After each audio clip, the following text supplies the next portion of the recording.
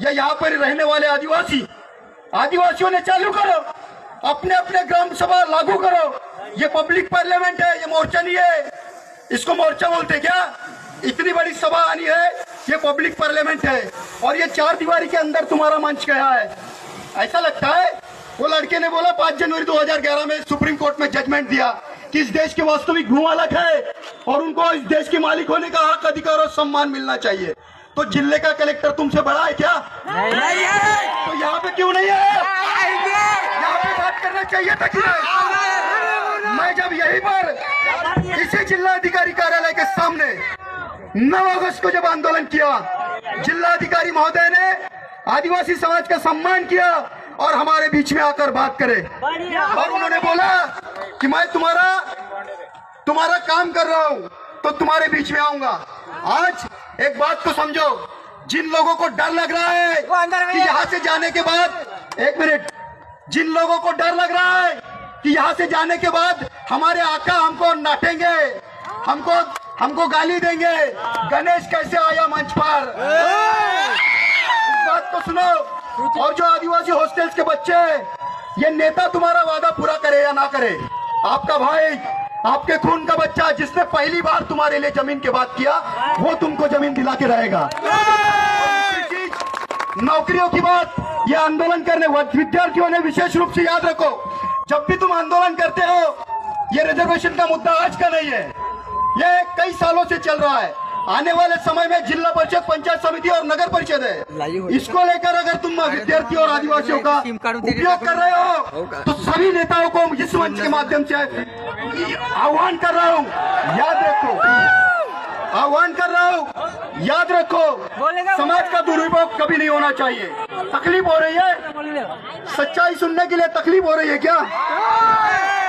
5th schedule area को सुनने के लिए तकलीफ हो रही है क्या? तो बात सुनो, ये लोग तुमको सब्स्टिट्यूट ह्यूमन का ट्रीटमेंट देते हैं। सब्स्टिट्यूट ह्यूमन का मतलब जानते हो? पर्यायी मानव। अगर हमको नेता बनना है तो आरक्षण का आंदोलन कर लेंगे, अगर हमको नेता बनना है तो हम लोग किसी जिला परिषद का आंदोलन कर लेंगे, आरक्षण कोई नहीं दे सकता। अगर लड़ना है तो इस देश की जमीन बचाने के लिए लड़ो। आज भी तुम्हारे बीजेपी और कांग्रेस के नेताओं ने 150 और 400 एकड़ की जमीन कोरची, कुरखेड़ा और उधर आरमोरी से लेकर तुम्हारा जो यहाँ का गोंदिया तक की जमीन है, यहाँ पर जमीन खरीदने का षड्यंत्र चालू कर दिया है। 303 लैंड माइनिंग यहाँ पर ओपनिंग होने वाली है महाराष्ट्र में, और 303 लैंड माइनिंग में 63 माइनिंग गोंदिया की है जो आदिवासियों बेल्ट में है, और आदिवासियों को विस्थापित किया जाएगा। जब यह आदिवासी आदमी विस्थापित होगा तो उसका रिहेबिलिटेशन कैसे होगा, इसकी बात तुम्हारा आमदार कभी विधानसभा में नहीं करेगा। अगर किया है तो एक स्टेटमेंट दिखाओ। मैं बोल रहा हूं तुम्हारे लिए जिंदगी भर के लिए काम करूंगा, कोई नहीं कर रहा है। और ये जो टाइगर कॉरिडोर, एलिफेंट कॉरिडोर और ऑक्सीजन पार्क की बात चल रही है, ये oxygen park, tiger corridor schedule area में है। तुम्हारे कम से कम 700 गांव तुम्हारे विस्थापित हो गए। और आदिवासी आदमी, इतिहास है, आदिवासी आदमी जब भी अपनी जमीन से विस्थापित हुआ, वो अपनी किडनी बेचने के लिए मजबूर हुआ, वो अपने शरीर के ऑर्गन्स बेचने के लिए मजबूर हुआ। यही वास्तविकता है। अगर इस वास्तविकता परिस्थिति को बदलना चाहते हो तो नेताओं पे भरोसा मत करो। पहली, क्योंकि मैंने एक चीज को नोटिस किया, नेता को पार्टी का डर लगता है, समाज का डर नहीं लगता। अबे जिस समाज ने तुमको वोट दिया है, जिस समाज ने तुमको पब्लिक पार्लियामेंट में जाकर बात करने का अधिकार दिया है, या सड़क के मैदान में क्या कर रहे हो? वहां पर तो भोगते नहीं हो, यहाँ पर तालियां बजाते हो।